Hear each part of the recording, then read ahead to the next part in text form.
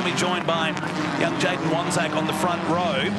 Youngest ever competitor at the Adelaide Motorsport Festival, which was held down on the street circuit each year, but was moved up to here late last year, so he'll be on the front row for this race. We got drivers right down the field that didn't have their best qualifying runs. Expect them to charge on by. Bradley Vaughan, the teenager from the Barossa Valley, is in there out of the second row. Shan Nowicki starts out of position number 8, and Nick Scaife qualified inside the top 10. He was down in 20th towards the end of the session, so he snagged a decent lap at the end. You got Panowich, McGarry, Stevenson, Aussie racing car driver, Adam Curry out of 16, back to Scotty Dornan, who we saw in the combined sedan, starting out of position number 20 today. Set a big field of cars here. Marty Butler starts out of 21st, down to Nathan Green in 27. Paul Razum out of 29, and Graham Hinks starting from position number 30, and then down to likes Braden Wilmington. We didn't get a chance to see the New South Welshman. Braden Wilmington starting out of 32, Dylan Richter towards the back of the field. So a lot of cars to charge their way through in a timed race, of which the clock has already begun to count down right now. And what a great support category when you spend nearly the entire outlap going through the grid to get through it all. That is a healthy field. And just as they came through the final corner, we were finished, or you were finished going through all 36 cars. That's pretty cool. Refreshing 4 pages of starters. That's what we like to see. They've had fields in excess of 40 cars at some of their state rounds this year. In fact, they were supposed to have their endurance race this weekend, and when this event was announced, it got moved away, but the drivers still wanted to come out. They had a practice session yesterday and get 3 sprint races now over the next 2 days. And the Bathurst event that I mentioned before, I believe they had about 56 cars turn up to race there. So massive fields every single time this category hits the circuit. No shortage of XLs. They're going to be like the Hyundais when we get, like the HQ Holdens when we get older, aren't they? Absolutely. And I might see if I can get some panel stamps just right about now and future-proof myself for about 30 years' time. You'll be set for life, one would think, with that. So expect Asher Johnston to get a margin. He's been told by the other 35 to just slow it down and make a bit of a race out of it. He's been the absolute dominant force. 3-time state XL champion here. And like you pointed out at the start, their current XL national champion. And if you can win that, you're a pretty good racer. It doesn't matter what category you are involved in. If you are an Australian champion, you are doing something correct. So, yeah, we'll keep an eye on him and we'll check him out, as it says on the side of his car. Hard to think this is the same day that what we started this morning. It was icy cold, still cold out there now, incidentally. If you're watching in your comfy lounge at home, but still cold conditions, but the sun is out as the green flag waves. No lap distance, it's a time distance with 20 minutes remaining. We look at this 18 rows of XLs. Ready for a start. Johnston from pole position, and we're underway for the first race in the Lawn Hub XL Shootout here at the OTR SuperSprint. Pretty clean getaway for everybody here, Matt, which is always good to see. Worst thing we want to encounter off the start of any race is a car just sitting there, or a slow-moving car. I love it when we see these big fields and they all get away pretty progressively. But it's ominous signs as Asher Johnston just takes that lead pretty comfortably through turn 1. And does it nicely as we got 2 and 3 wide for the minor positions. Wanzak about to be passed for second position on the West Circuit. We've just joined our coverage today on Fox Sports. We're running on the 3.4K 12-turn course. So instead of turning left at the hairpin, we're turning right. So expect some drama down here at some point during the race. But it's the 3-time state champion, Asher Johnston, that leads us down to 6. And everybody trying to find a dancing partner here in the XLs. And a really good presence of mind there from Wanzak. Oh, just as I say that, he turns across the front of, was that Hobby or Vaughan behind him? One of those 2 cars. Now he throws his hand in the air, but I was just singing his praises, saying how good a job he'd done. Presence of mind, spatial awareness was great between him and Stibbs on that opening 4-corner exchange. Neither of them swapping any paint, but it ended up, unfortunately, with Wanzak going a little bit sideways. He was able to hold on to it. Hopefully there's no damage or a little bit of toe adjustment to the right rear of that car, because that will certainly slow him down throughout this race. Drops him down to 5th position, puts Vaughan up into 4th as Johnston comes in to complete the first lap of race number 1 of the weekend. And Curry on the outside, so he's made up some positions. In fact, 4 to be 5 by the time he gets to the control line in that Devil Race Cards entry, as he drag races McGarry in the 17. Meantime, Wanzak chasing Hobby to move back in the 3rd spot. on the charge down to turn 1 on lap 2. The little Hyundai XL engine screaming all the way down this long straight here at Tailem Bend. That sounded great. Terrific slipstream from Wanzak. Was able to time it brilliantly, get down the inside of Hobby. Now, this is where the battle's going to be, Matt. Johnston, unfortunately, we spoke about it.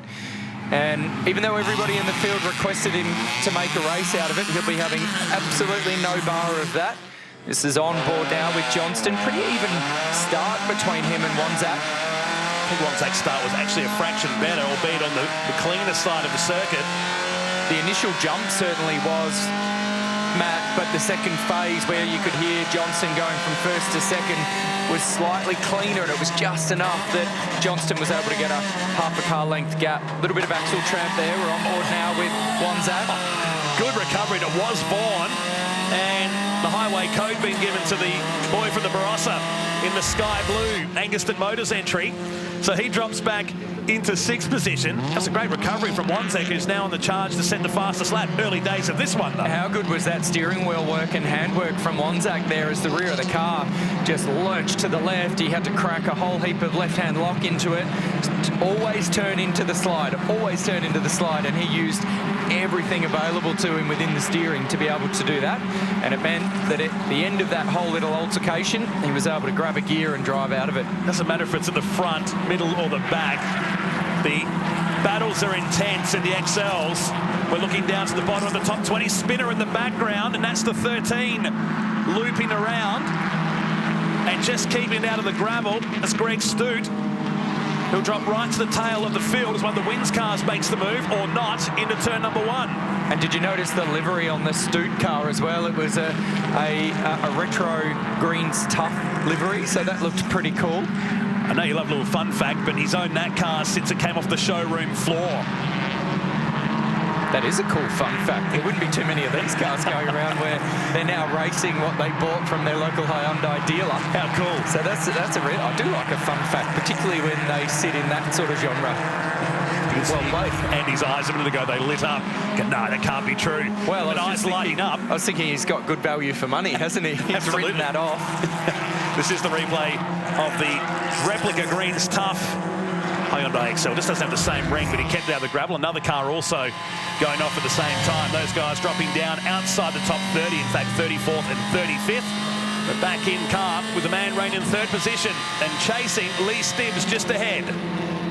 So can Wanzak chase him down, try and put a move on Stibbs? He's close enough to enjoy some of the benefits of the slipstream down that very long straight. From the angle that we saw that original replay of Wanzak and Vaughan coming together, Matt, it was difficult to tell whether or not Wanzak got a hit in the right rear from Vaughan or not, and that'll ultimately play a part on whether or not he actually is able to utilise that slipstream. Now, coming onto the front straight with that amount of dirt on the outside of the final corner, that will not help your mid-corner speed. And that was Curry going back to his dirt track roots on the exit of the final turn as Nowicki looks to make the move on Panowich down here into turn number 1. And will he get it done? No. Battle of the oil companies. There's High-Tech Oils in there. There's everybody through the first set of turns. Loving the throwback liveries that we're seeing. More happening on the BP Ultimate Replay. This is the pass for 2nd position now. Well, that answers my question then, doesn't it? Did Wanzak get a hit in the right rear? And will that ultimately hinder the performance of that car in a straight line? You can absolutely say from that onboard that we just saw, no issue there for Wanzak. So he was able to make huge inroads on Stibbs. Great use of the slipstream. Now, the problem he's going to have in this style of racing is when they come onto that straight again this next time around, he will be the guy punching the hole in the air. He'll make Stibbs behind him, get the benefit of that slipstream, and we'll have to wait and see whether Stibbs can return that favour and end up back in front of Wanzak. 4th, 5th, 6th and 7th we're watching now on the run down to turn number 11 on the 12-turn lap that is the West Circuit, 1.5 kilometres shorter than what we ran on the international track 7 days ago. There's still a long time to play out, under 12 minutes remaining. While the leader, Asher Johnston, has 4 seconds. Wanzak has the fastest lap of the race, but has a lot of work to do. 1 minute 40.96. As we stay in with this battle. between Panowicz heading down the main straight here at the bend. Shorter lap definitely for this West Circuit, but it hasn't hindered the ability to produce really good racing, has it? This has been pretty cool in the opening 3 laps of this race, 4 laps of this race. It has been absolutely brilliant. Look at this, Matt. 3 wide, into the braking zone, down at turn 1. How good is that? That is awesome. And that's Oliver coming out in front there over Nowicki. And it was Panowicz that ended up being the guy that was looking to gain a spot and ended up losing 2. That's Aussie racing car stuff down at turn number 1. They were 4 wide. These guys running for 7th back to 10th position. As down through turn number 6, we'll check in with the other battles that are happening. As down to the turn 6 hairpin. There's Panowicz protecting the line at the last second. Where do you look? Well, everywhere. We're trying to be everywhere. We've got cameras all around the place, and we are trying to look at absolutely everything here, mate. Now, I need to explain the pause that I just had happen during that battle there, because for me, I was having flashbacks back to my youth, and for a second, while I was trying to pronounce some of those names, I had a bit of a flashback to the 12th Man when I used to listen to that on a cassette. Yes. There was a few there that were certainly twisting my tongue, that's for sure. Gary You're Stibbs. much better at that than me. Yeah, I have trouble pronouncing Smith sometimes. As Stibbs recovers but comes out in a group of cars. Easy to do here on the BP Ultimate Replay, and just gets off the other side. Oh, gets into Curry. I hope you've pronounced that correct. Yeah, so do I. And facing the wrong direction. So a bit of panel damage to the Devil Race Cars entry. Another lap in the books with under 10 minutes remaining. Wanzak now with Errigo making the move on Stibbs. So 2nd, 3rd, 4th and 5th, with Hobby also in it as well. Just behind them should be the Anguston Motors car of Bradley Vaughan. Here he is from Anguston, but losing touch with the cars ahead in 6th position. And that's why a category like this is so popular, Matt, is that we saw 2 little battles happening a couple of laps ago between Stibbs and Wanzak, and now Errigo and Hobby have dealt themselves into it as well, purely off the back of the battles that are going on and the benefit of that slipstream. So this 4-car battle here for 2nd all the way through to 5th will rage intently all the way to the end of this race. Now Johnston, he is miles ahead, nearly 5 seconds ahead, but a little brake lock up there into turn 6 from Johnston on the previous lap where we saw him in the foreground suggests that he is still pushing that car really hard. Oh. Nowicki being passed by Oliver in this 8-car freight train. So they work their way around. This is the bottom of the top 10 back to maybe 19th position. It's down the hill. We saw Johnston make a small mistake at the turn 6 hairpin, but still keeps the gap at 5 seconds. We're still under 8.5 minutes to go. Get a feeling this is going to end in tears, this battle. There's too many cars running too close, but this is how XL racing works, and that's why we love it. And the unfortunate person out there is Vaughan running around in 6th. He is literally like Kangaroo Island. He's out on his own. Great place to visit, but not a lot of friends around him at the moment. So he's just flight. There he is in the blue car in the background. So he can see this 4-car battle up ahead of him going, I really want to deal myself into that. And he could probably see the battle behind him, but he's like, oh, I don't want to get into that. So he's in no man's land, unfortunately. How good's this battle? Nowicki, Jericho, they're working on that car right up to the race start, then passed by the Penrite entry now of Oliver. And just behind is Panowicz. Through the right-hander at turn 2 and 3. Oh, Johnston clearly out in front. Gap between 2nd and 3rd is 0.3 of a second. While outside the top 10, you got Stevenson, McGarry, Curry in 13th, Matheson 14th, and Coleman in 15th position. It's now Hobby bouncing across the curbs at the hairpin at turn 6. They climb the hill into turn number 8 and 9. There was some light contact there as well, Matt, between Stibbs and Errigo. Thankfully, it was just front bumper to rear bumper. Didn't look like there was any contact on the rear wheels for Errigo. That group goes through. Meantime, here comes the next group of cars. 5, 6, maybe 7 cars in the next couple of laps, with Oliver at the head of the queue. So 7, 8, 9, 10 and 11th on the circuit. So they weave their way through the final set of turns. Johnston out to nearly 6 seconds, and he resets the fastest lap of the race, 1 minute 40.84 in a Check It Out graphics entry. They got 2 more races to come here tomorrow as part of the OTR SuperSprint, so playing nice and fair, but expect that to change going into races 2 and 3. Wanzak, 2nd and 3rd, really starting to heat up at the bend. It certainly is, and Stibbs looks like he's just dropped off the back here a little bit of Wanzak and Errigo. Doesn't look like he's able to go with these 2 guys. Now, Errigo and Wanzak needs to just focus forward here. They've got a little bit of a gap back to the guys ahead, and it's in this back part of the circuit where if they've got genuine car speed, they can make the most of it. They don't want to battle too hard here. Wanzak doesn't want to be defensive, or shouldn't be defensive, but absolutely is. Now, that's allowed Stibbs to get back on to the back of those 2 cars, deal himself into the battle again. Hobby, he's just sitting back. He's the guy in the plum position at the moment. He's going, I'm going to let these guys race. I really want to be in there, but I want to make sure that if anything goes astray, I'm not going to get caught up in it. Wanzak wanted to park in the middle of the road. The problem is the cars are too small. They can still make the decision to go either left or right at the turn 6 hairpin. So it's all about the drive. We've seen several passes happen down into turn number 1, but for now, Wanzak holds down 2nd. Absolutely losing touch. There's the leader taking the final turn. In the background of the shot, and through to complete another lap. Wanzak, who participated in a test day here recently on the West Circuit in a Porsche GT3 Cup car, has a bit of experience with the 3.4-kilometre circuit. While this guy has nothing but clear air ahead. The Check It Out graphics entry, Asher Johnston, by nearly 6.5 seconds now. And he just continues to open that gap up. For 2 reasons. Lock up there from Wanzak.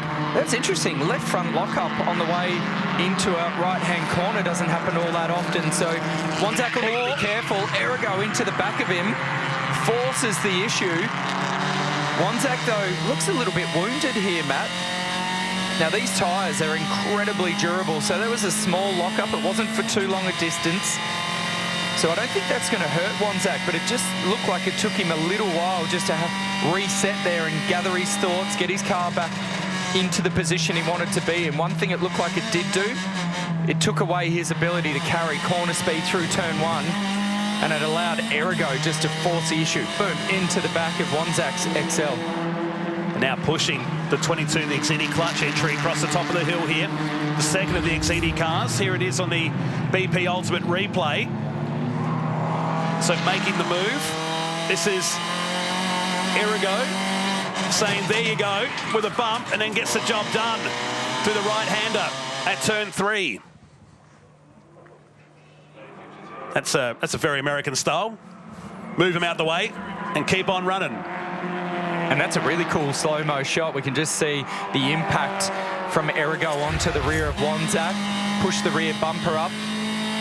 Particularly on Wanzak's car, you can see it all fold in, thankfully. Plastic panels, they spring back to life like there was no issue whatsoever. Now, pretty certain there is no Craig Baird that sits here for this category. There is no driving standards advisor. It's all fair in the game of love and war for these guys. Now, this is Wanzak, big move again. No such issue with a brake lock down into turn 1. So they swap spots. Wanzak will be aware of the previous lap where Errigo made contact with him. Speaking of Errigo, what's happened to Hobby? Hobby's coming to nowhere to be seen. Yeah, he's dropped into the pits here by the look of it, dropping down our screen. So Wanzak back ahead, but for how long as we start to negotiate some of the slower cars? And there was signs of that coming from Hobby as well, Matt, because the last 2.5 odd laps, he kept dropping off the back of these guys here. So an issue for Hobby, unfortunately. This becomes a 3-way battle for 2nd, 3rd and 4th. That's a shame. That puts him well out of this one in the closing minutes of the race. Johnston by 7.5 seconds, make it 8 now. Back to Wanzak. As we check in with Braden Wilmington on his way up to 21st position. He started down the field, AJ, in 32nd spot. That's a massive, massive effort to move in a field like this. And the reference you made there about 4 minutes to go, Matt, at this current rate here. We're on lap 9. I suspect this will be an 11-lap race. The drivers will need to know that. Other than Johnston, he's got this under control. He's out to a 7-second lead now, but those guys in Wanzak, Errigo, Stibbs will really need to keep an eye and know what the timing is. Hopefully their pit crew will be able to either radio through or run a pit board to let them know that it's last lap. Really important in a race like this. Stibbs, a man in the box seat here. You'd think seeing third in this group of cars. It's into another lap we go. Wanzak recovered from that moment he had here 2 laps ago. I think I'd rather be in the blue and white XED car right now. Moment he had, courtesy of an XL parked into the rear of him, driven by Errigo. A forced moment. You know what? Error. For me, that is just great hard racing. Neither guy was pushed off the road. There was a fair battle. Yeah, okay, Errigo got into the back of him, but everybody pressed on, and the racing's been hard. It's been fair. Wanzak is being ultra defensive. I would have to assume that he would know that we're late into the race, and so it's within his rights to be defensive. Across the top of the hill. So, order unchanged, 2nd, 3rd and 4th. Vaughan running a lonely race back in 5th, and it's Oliver, Nowicki, Hayden, Jericho, Nick Scaife in 9th, and Coleman completes the top 10 with Matheson just behind. Curry's gone up into 11th spot now, but it's Matheson, Butler, Stibbs and Zeitz completing the top 15. Now it's the drive out of here. And it's Lee Stibbs, 3rd car on the road in that group there that we were just watching as he crested the top of the hill, tried to make his way down. The rear of his XL just got loose, just broke free. He was asking too much of the rear tyres, and he actually fell off the back of Wanzak and Errigo. I would imagine that this last lap, though, on the run down the main straight, he'll be able to utilise that draft, get onto the back of him, try and negate that gap. Nope, still too big. What has Errigo got here? He's the guy. I'm with you, Matt. He looks the fastest out of this group here, but Wanzak looks like he's driving with a really, really clear mindset. He looks calm under pressure. He certainly had the pace after having the forced moment, if you will, down here at turn 3. But Asher Johnston in control of this race, apart from that slight lock-up at turn number 6. Here he is heading down to turn 6. Our eyes are fixed on 2nd, 3rd and 4th. Probably really 1 or 2 chances left. This will be the big one. And here it could be right now as Wanzak locks up both fronts, but covers off nicely. And that's Errigo. That just goes to show, sorry, Matt, how hard Wanzak is pushing. He's pushed into the brake pedal harder than he has on any other lap there down into turn 6. Just trying to make sure he brakes as deep as he can. Locks up both front wheels. We don't see that too often. Absolutely not. They're not going to catch Asher Johnston, but it's certainly been one of the many battles that we've seen today in the Lawn Hub XL Shootout, race number 1 of the weekend. Asher Johnston, nothing but daylight and fresh air all around the Check It Out graphics entry. It's another victory at the Bend Motorsport Park for the 3-time State XL champion. Asher Johnston wins here at the Bend. Wanzak is going to hold on to 2nd, he knows it, and pumps a fist, crossing the finish line in a race-long battle with Errigo, Stibbs, 3rd and 4th. And it should be Bradley Vaughan coming home for 5th position. This was Oliver and Nowicki, 6th and 7th. It should be Jericho, Scaife and Mitch McGarry who got inside to finish in position number 10 at the back of that shot. Good racing. Really good racing, and Wanzak should be very, very happy with his performance there. Absolutely pumped the air a little bit. Likewise for Johnston, that was a dominant performance, but Wanzak under pressure to finish in 2nd position. 6 seconds behind our winner, Errigo in 3rd, back to Vaughan 5th. Panowich home in 8th ahead of Jericho, and Scaife coming home for position number 10. Over the page we had Mitch McGarry, Curry finishing in 12th. He was from 16th on the grid. Matheson, Coleman, Stibbs, Butler, Zeitz back in 17th, Dornan and Zanetti and Ryan Bell completing the top 20. Braden Wilmington, the big mover in that one, from 32nd up to 21st in that one. Zeb Lowe, 22nd. Nathan Green, 26th. And Simon Wenzel down at the bottom of the top 30. Dylan Richter home for 33rd. And some hard luck stories in the pits. 2 more races to come for the XLs over the weekend. We're counting down to race number 28 of the Virgin Australia Supercars Championship.